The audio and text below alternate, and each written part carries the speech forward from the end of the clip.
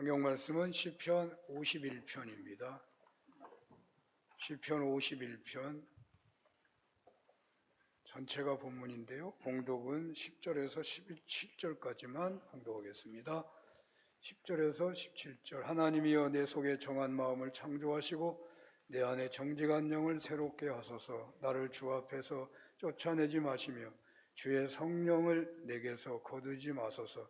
주의 구원의 즐거움을 내게 회복시켜 주시고 자원하는 심령을 주사 나를 붙드소서. 그리하면 내가 범죄자에게 주의 도를 가르치리니 죄인들이 주께 돌아오리이다. 하나님이여 나의 구원의 하나님이여 피 흘린 죄에서 나를 건지소서. 내 혀가 주의 의를 높이 노래하리이다. 주여 내 입술을 열어주소서. 내 입이 주를 찬송하며 전파하리이다. 주께서는 제사를 기뻐하지 아니하시나니 그렇지 아니하면 내가 드렸을 것이라. 주는 번제를 기뻐하지 아니하시나이다. 하나님께서 구하시는 제사는 상한 심령이라. 하나님이여 상하고 통회하는 마음을 주께서 멸시하지 아니하시리이다. 아멘. 여러분들 좋아하는 성경 구절이 나름대로 있겠습니다만은 공통적으로 좋아하는 구절을 제가 생각해 보았더니 로마서 8장 28절이 가장 먼저 생각이 나네요.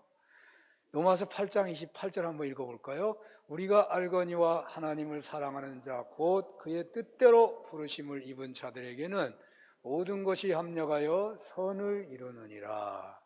아멘이죠? 네, 얼마나 좋은 말씀이에요.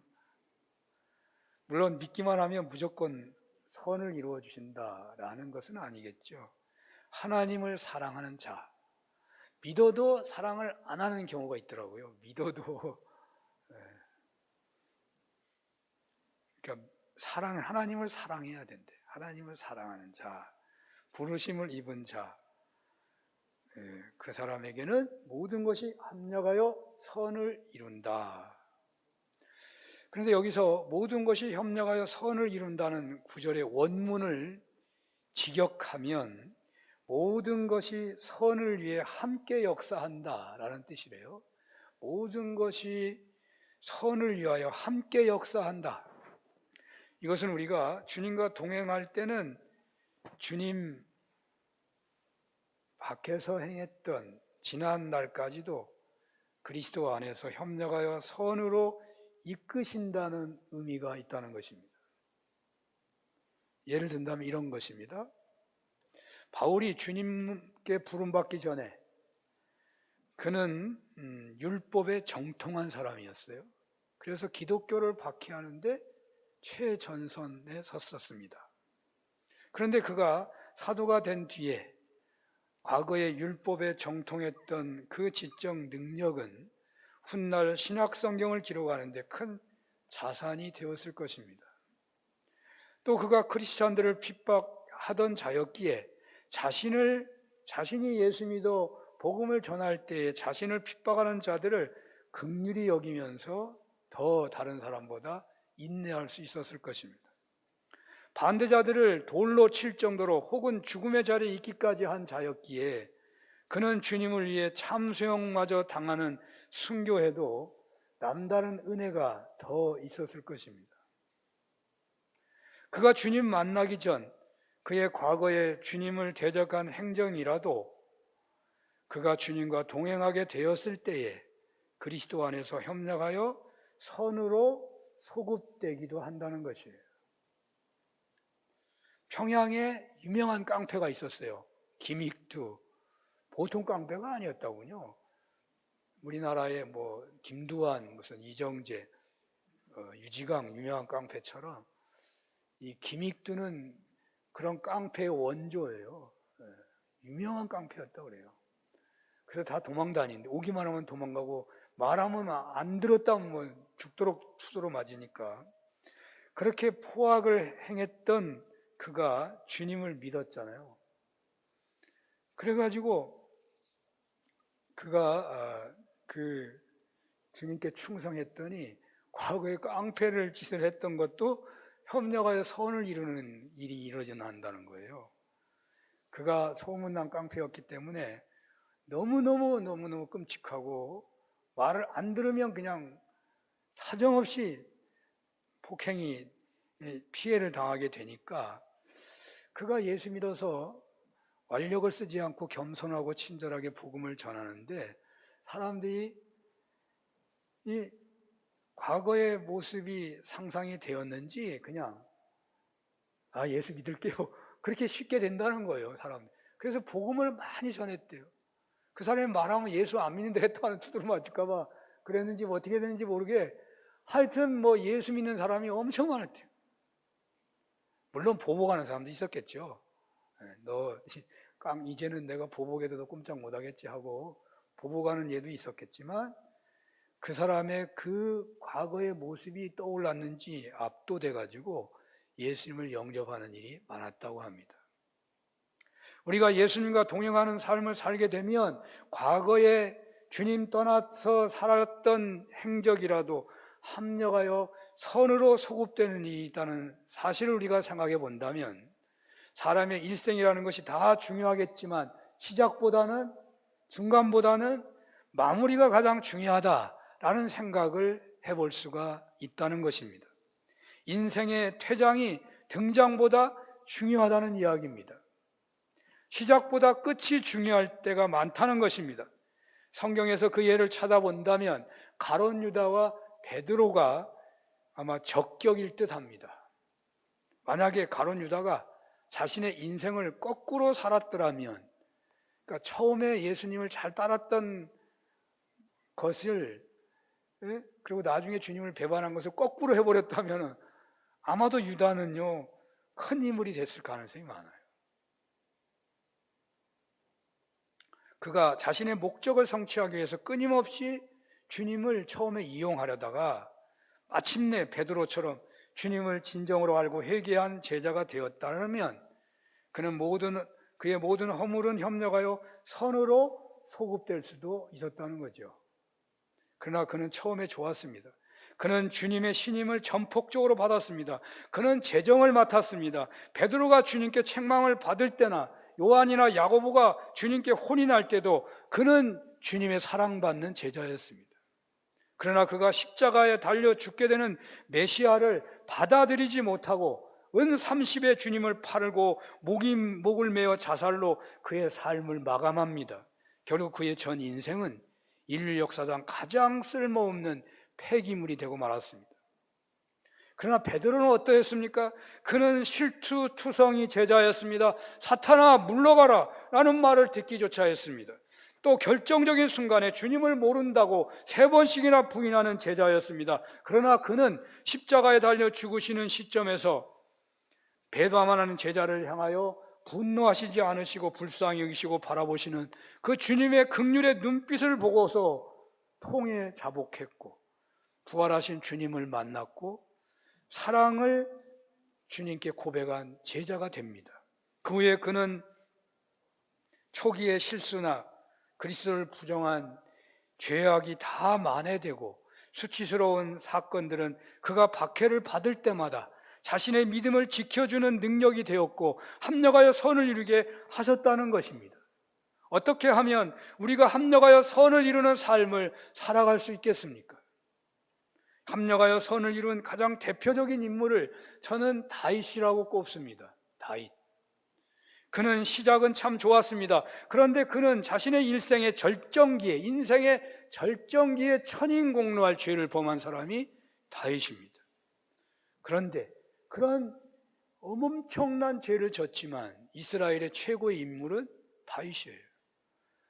예수 그리스도를 상징하는 인물이 다윗이에요. 어떻게 그는 그렇게 그런 인물이 될 수 있었겠느냐? 천인공노할 죄를 졌는데도. 다윗의 죄가요 그냥 무슨 베드로가 지은 죄 혹은 유다가 지은 죄 아마 그거보다 훨씬 더 할지도 몰라요. 이재철 목사라는 유명한 설교가가 있죠. 그분이 인간의 일생이라는 책을 쓰셨는데 그 책에 다윗의 범죄가 얼마나 끔찍한지를 설명하기를 다윗은 10계명 중에 간음하지 말라, 사진하지 말만 범한 게 아니라 다윗의 죄는 10계명 전부를 범한 죄라고 아주 명확하게 써놨더라고요. 십계명을 다 범한 죄를 범한 거래요. 다윗의 죄가. 왕궁 옥상에 거닐다가 어둠 속에서 밧세바를 보고 탐심을 품었습니다. 그는 이웃의 아내를 탐내지 마라고 하는 10번째 계명을 범했습니다. 그는 밧세바를 몰래 데려왔습니다. 그는 권력의 힘으로 남의 아내를 몰래 도둑질한 겁니다. 그는 도둑질하지 말라는 8번째 계명을 어겼습니다. 그는 그러니까 도둑질해 와서도 돌려줄 수도 있거든요. 두려워서. 그렇잖아요. 어떻게 죄를 져요? 끔찍하지. 우리야를 생각하면 그냥 돌려보낼 수도 있잖아요. 그런데 그는 그녀를 침실로 끌어들였습니다. 간음하지 말라고 하는 7번째 계명을 어겼습니다. 그는 밧세바가 잉태하게 되자 그 사실을 감추기 위해서 우리아의 아이인 것처럼 거짓 증거를 만들려고 시도했습니다. 그는 9번째 계명을 어깁니다. 그는 거짓 증거 시도가 수포로 돌아가자 우리아를 비밀 지령을 내려서 전사하게 합니다. 살인하지 말라는 계명을 범한 겁니다. 죽여버렸습니다. 우리아를. 얼마나 진실한 그런 부하였습니까? 술 먹으라도 술도 안 먹고 그를 죽였어요.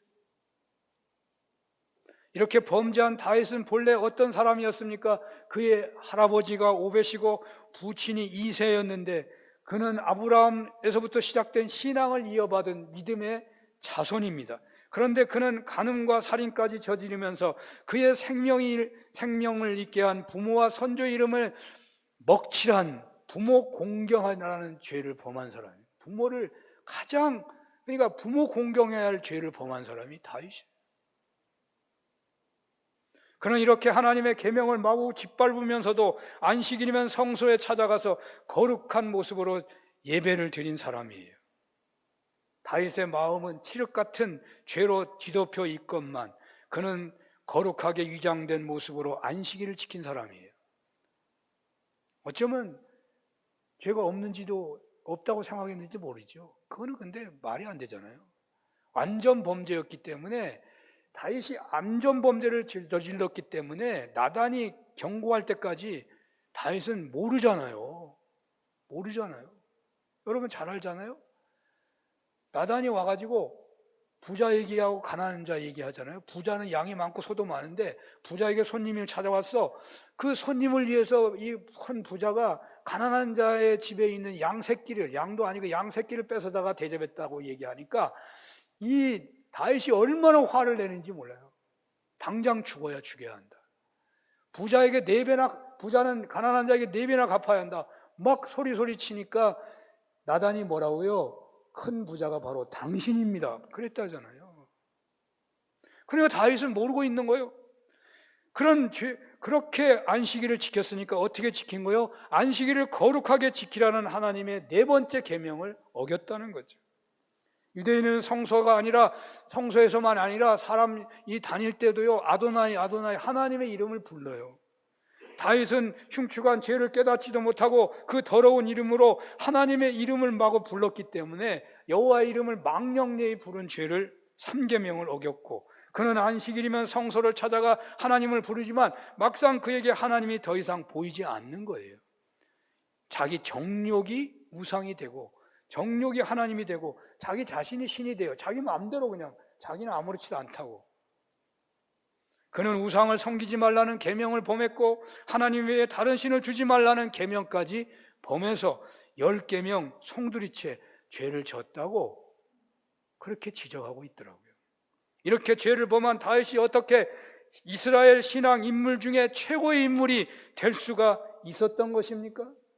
그가 아무리 큰 공을 세운 인물이라고 하더라도 그 모든 공이 일시에 연기처럼 사라지고 말 정도의 죄를 진 사람인데 말이에요. 이런 그가 어떻게 이스라엘의 그런 대단한 인물이 될 수가 있었던 것입니까? 그것은 오늘 본문과 같은 사건이 있었기 때문입니다. 오늘 본문이 다윗이 신시예요. 다윗을 다윗되게 한 사건은 오늘 본문에 잘 나오고 있거든요. 일생의 절정기에 끔찍한 죄를 범하고 그 인생이 완전히 무너질 위기에 있었습니다. 누가 보아도 소망이 없었습니다.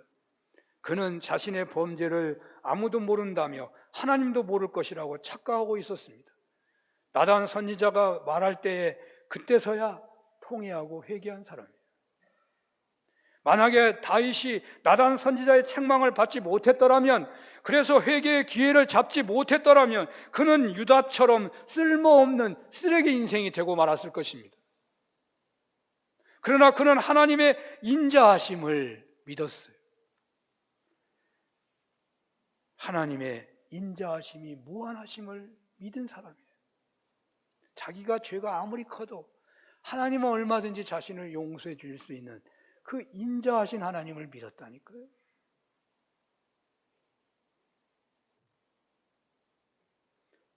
처음이나 중심의 때에 실패했더라도 마무리를 잘하면요, 그 실패를 만회할 수도 있다는 뜻이 아니겠어요?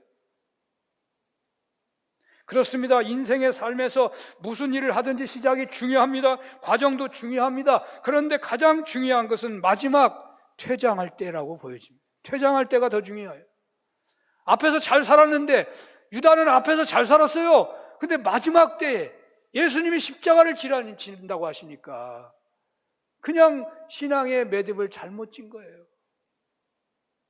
여러분은 십자가를 쉽게 받아들이지만요, 십자가 받아들이기 쉬운 것 아니에요. 쉬운 거 아니에요. 베드로도 수도 없이 주님을 거부했잖아요.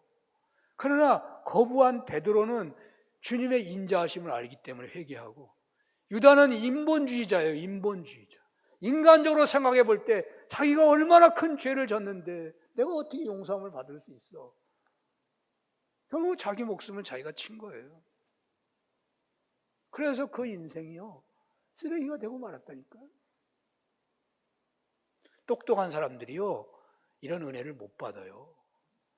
겉으로는 회개하는 것 같은데 회개가 아니에요. 그래서 인본주의적으로 신앙생활을 해요. 다른 사람 지적하면서 신앙생활하고, 남 판단하면서 신앙생활한다니까요. 그래서 하나님 나라를 누릴 수가 없어요. 그냥 상상으로 하나님 나라지 진짜 하나님 나라가 아니에요.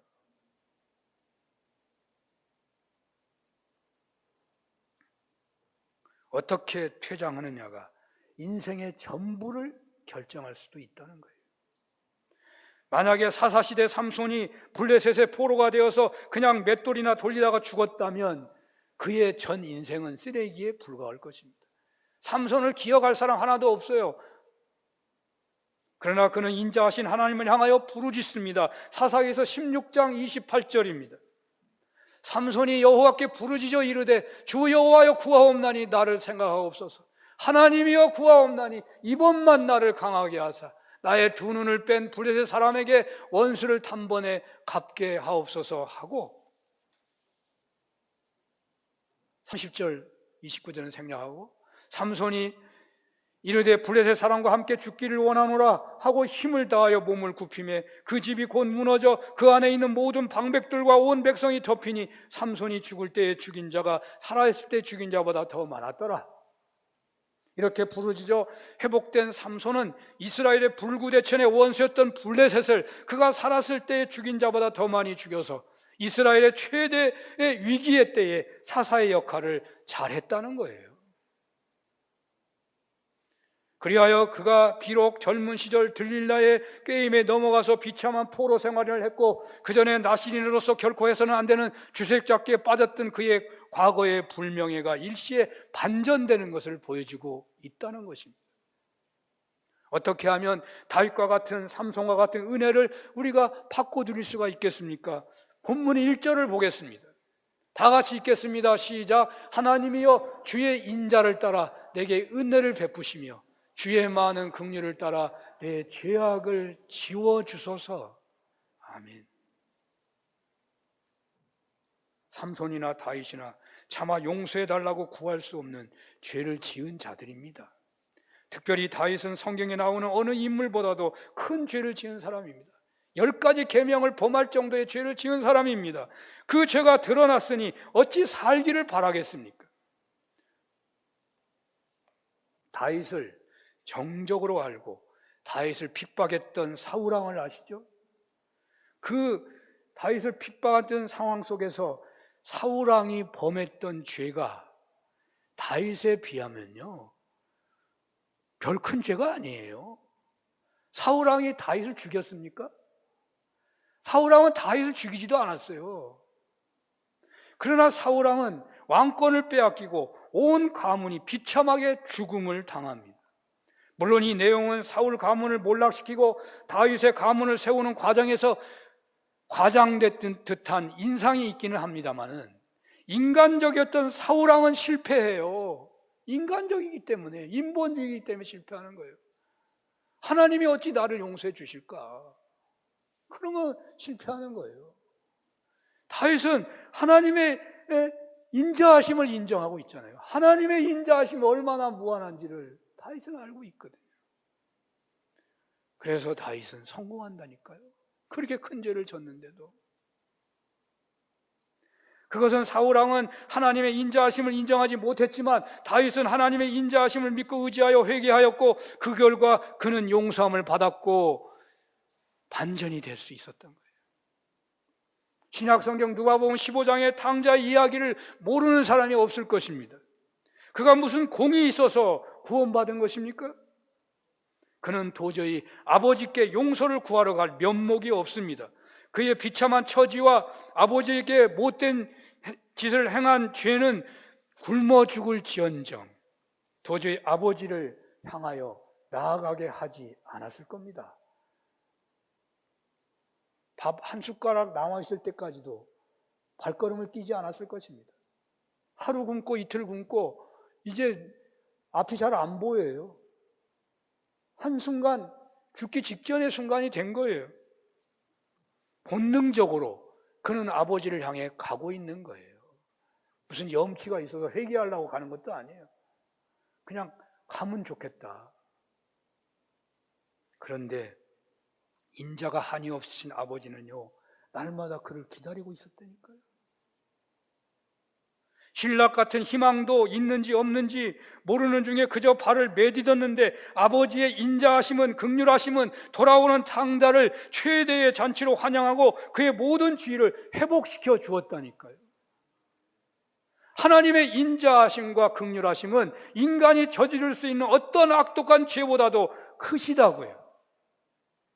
그 하나님의 인자하심의 무한하심을 알고 믿을 수만 있다면, 그 믿음이 한 번이라도 그 사람의 마음을 흔들어 주기만 했다면, 불쌍히 여기시며 바라보시는 그 하나님의 인자하심의 눈길을 한 번만이라도 느끼기만 했다면, 그래서 그 인자하심에 매달려 보기만 한다면, 그 사람은 어떤 죄악 중에 있었다고 하더라도 하나님께서는 그를 회복시킨다는 말씀입니다.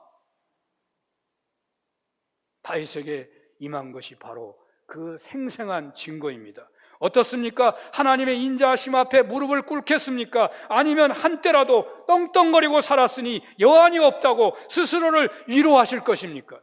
한때라도 바람도 피워보고 여행도 다녀보았고 큰 회사 운영도 해보았고 호강도 누려보았다. 지금 내가 내리막길을 가고 있다가 하더라도 아쉬울 것 없다고 말하겠습니까? 나 회개할 거 없다. 아니 나 애통하지 않아. 그냥 나는 그저 믿는 사람이니까 그냥 떠오른 대로 회개할 뿐이야. 그렇게 머무르겠습니까? 돼지가 깨끗이 씻어놨는데 다시 시궁창에 들어가는 것처럼, 개가 토한 것을 다시 먹는 것처럼 그 죄의 악순환을 날마다 신앙생활 현장에서 그냥 그저 그렇게 신앙생활 할 것입니까? 아니면 내가 너무 늦게 하나님의 인자함을 바라보게 되었지만 죽음 직전에 삼손보다 내가 빠르다, 탕자와 같은 처지에 내가 지금 놓여 있는 것은 아니지 않느냐 하시고 오늘 시편의 고백을 자신의 고백으로 삼을 수만 있다면 어느 누구라도 합력하여 선을 이루시는 축복을 예외 없이 받게 될 줄로 믿는 것입니다. 이런 은혜가 있으시기를 축원합니다. 저는 확신을 가지고 말합니다. 하나님의 인자하심에 대한 성경의 기록이 얼마나 많은지 모릅니다. 시편에만 나와 있는 걸 살펴봤는데요, 다 살펴볼 수가 없더라고요. 너무 길어가지고, 너무 많아가지고 한 시간에도 다 못해. 그냥 대충 살펴봤는데 거의 시편에 나오는 것만 해도 40에서 50번이 넘게 나와요. 하나님의 인자하심이 얼마나 크고 놀라운지. 하나님의 인자하심이 영원하신 것을 믿고 하나님 앞에 무릎을 꿇기만 하면 합력하여 선을 이루어 주시는 은혜가 있다고 하시니 이런 은혜를 받고 누리시는 여러분들 다 되시기를 축원합니다. 이제 한 걸음 더 들어가 봅니다. 어떻게 하면 앞에 이미 나왔지만 한 걸음 더 들어가서 다윗이 누리는 것까지 우리의 것이 되게 할 수 있을까요?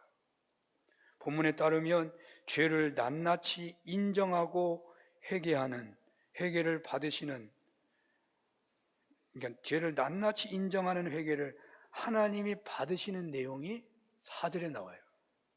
내가 주께만 범죄하여 주의 목전에 악을 행하여 싸우니, 이런 말이 나옵니다. 다윗이 우리아에게만 죄를 진 줄 알았는 것 같아. 여러분, 친구한테 잘못한 것 같으면 회개가 세게 나오겠까요? 여러분이 부모에게 죄를 졌다고 생각하는 것보다 친구에게 죄를 진 것이 더 회개가 많이 될까요? 친구는 얼마든지 여러분을 나쁘게도 하고 막 서로 쌍방간에 죄를 지으니까 뭐 회개도 잘 안 나오잖아요. 부모에게 죄를 졌다 회개가 세잖아요. 지금 다윗은요, 내가 하나님께 죄 졌다고 말하고 있어요. 회개하지 않을 수 없단 말이죠. 다윗은 자신이 지은 죄를 하나님 면전에 내놓고 있습니다. 이사야가 하나님을 만났을 때 화로다 내가 죽게 되었다고. 왜? 하나님 앞에 서면요 다 죄가 드러나게 돼 있다고요. 다메섹 도상에서 예수님을 만나서 변화된 사도 바울, 예수님께서 십자가에 죽으시고 부활하신 그 주님을 따르는 자를 핍박하러 다메섹 도상에 갔는데 그 예수님이 억울하게 십자가에서 죽으시고 고통을 당하시고 그 주님을 또다시 자신이 십자가에 매달아 고문하듯이 고통하게 하고 있다는 사실을 그가 그 자리에서 직면하게 되면서 뒤집어지는 거예요. 다윗은 5절에서 자신이 죄악 중에 출생했다고 말합니다. 7절에서는 우슬초로 자신을 정결케 해달라고 기도합니다. 우슬초로, 왜 우슬초로 하는지 아세요? 우슬초는요, 문둥병자를 정결하게 하는 초예요, 풀이에요. 문둥병자. 이스라엘 사람들이 제일 추하고 더럽고 혐오스러운 병이 문둥병. 오늘날은 무슨 환자를 얼마나 봐요? 문둥병자 저는 같이 살아봤기 때문에 알아요. 얼마나 거기서 같이 밥 못 먹어요. 내 마음대로 한다면, 내 본능대로 한다면. 예수 이름으로 내가 참고 앉아 있는 거지. 얼굴이요 다 얼굴이 그냥 문드러져 버려요. 녹아 얼굴이. 어떤 사람은 눈이 없어. 구멍 뚫려 있어. 코가요 튀어나와 있는 게 아니라 구멍만 뻥 뚫려 있어. 편편한데 구멍이 뻥 났다니까. 그런 사람이 한둘이 아니에요. 손가락은 전부 이렇게 돼 있고. 문둥병은요, 이스라엘 사람들이 가장 혐오하고 더럽게 여기는 병이에요. 자, 다윗이 왜 이런 기도하고 있어요? 자기 죄를 하나님 앞에서 보니까 자기 죄가 문둥병보다 더 더러운 죄라는 걸 알고 있어요. 비유를 어떻게 할 수가 없어요. 자기 죄가 얼마나 심각하고 더럽고 추하고 무서운 건지를 지금 알면서 우슬초로 내 죄를 씻어달라고 하고 있는 거예요. 그래서 이 말이 나온 거예요. 여러분 이렇게 회개해 본 적이 있어요? 여러분 죄가 너무너무 심각한지를, 예수님은 십자가에 못 박고 있다는 것을 느껴봤냐 이 말이에요. 느껴봤냐. 은혜 받은 사람들은 대부분 이런 데서 은혜 받는 거예요. 죄가 보이니까 막 그냥 견딜 수가 없어서 하루 종일 눈물 콧물 그냥 하면서 예배당을 휘젓고 다니잖아요. 죄가 너무 무서워서 그런 거예요.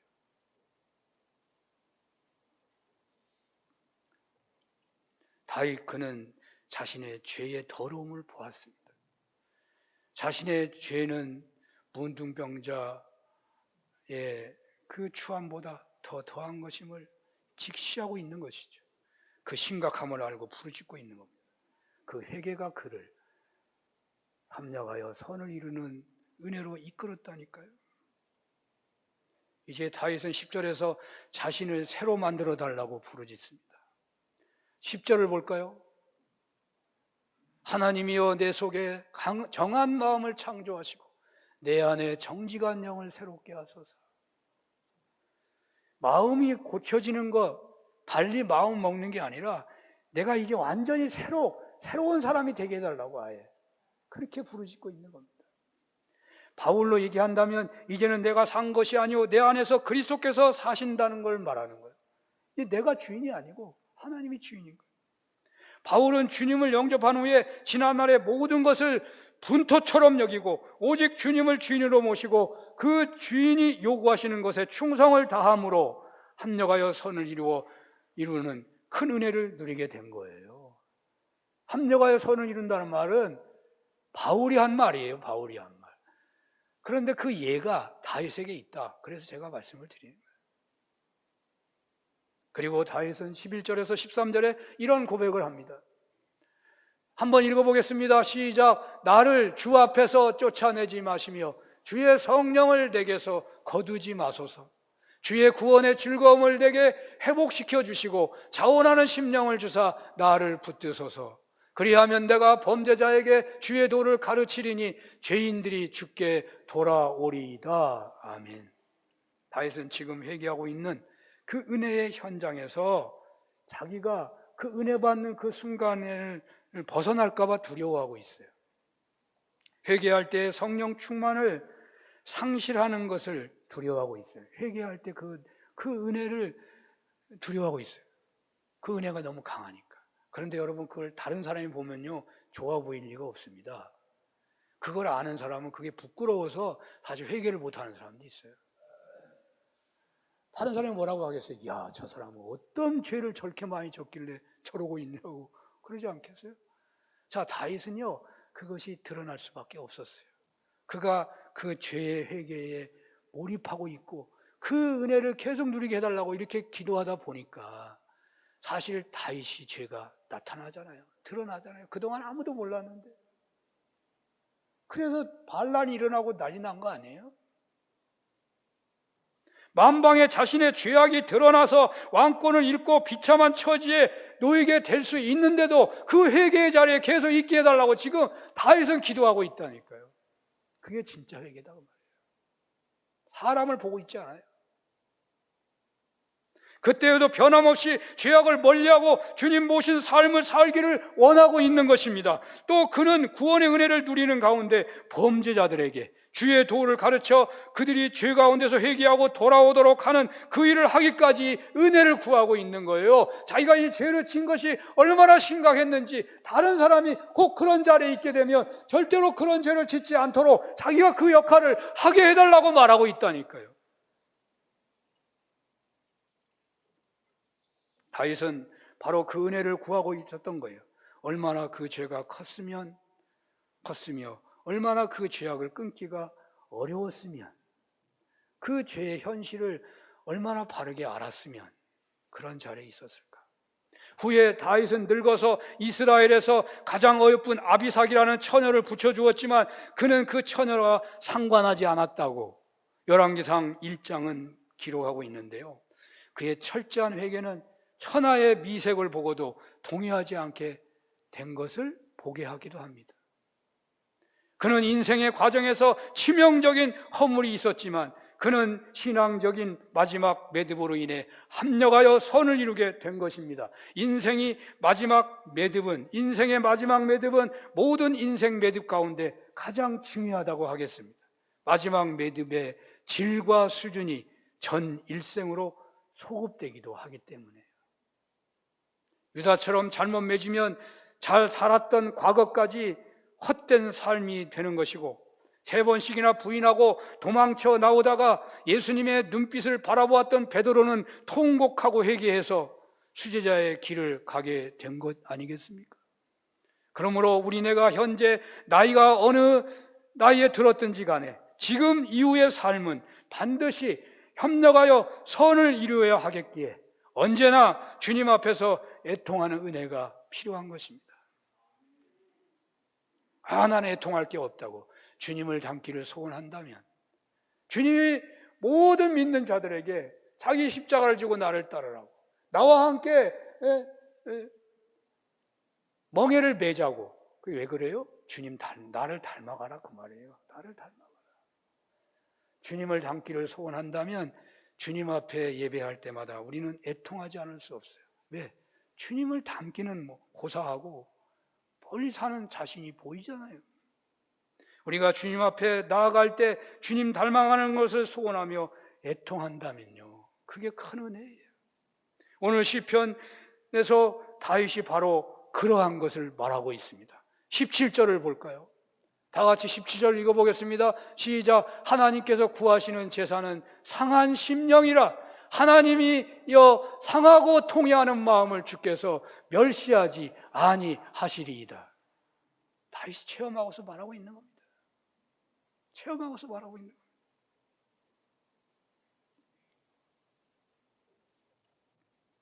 하나님께서 기뻐하시는 제사는 상한 심령이고 하나님은 상한 심령의 제사를 기뻐하신다는 것입니다. 왜 기름진 제사보다 상한 심령을 기뻐하시겠습니까? 왜 그렇습니까? 바로 죄 가운데 잉태된 인생이, 그 죄를 돌이키는 길이 바로 거기에 있기 때문에, 그 죄된 인생이 복된 성품으로 다듬어지는 길이 바로 거기에 있기 때문이라는 거예요. 주님을 닮는 길이 바로 거기에 있기 때문이라는 거예요. 주님께서는 우리가 변화되기를 원하십니다. 합력하여 선을 이루는 복된 인생을 위해서 주님 닮아가기를 원하십니다. 다윗이 체험하고 고백한 그 은혜가 바로 여러분들의 은혜가 되시기를 축원합니다. 기도하겠습니다. 저희들 예배 때마다 주님 면전에 서는 은혜, 애통하는 은혜를 덧입혀 주사 우리 앞으로의 생애가 합력하여 선을 이루게 하옵소서. 예수님 이름으로 기도합니다. 아멘.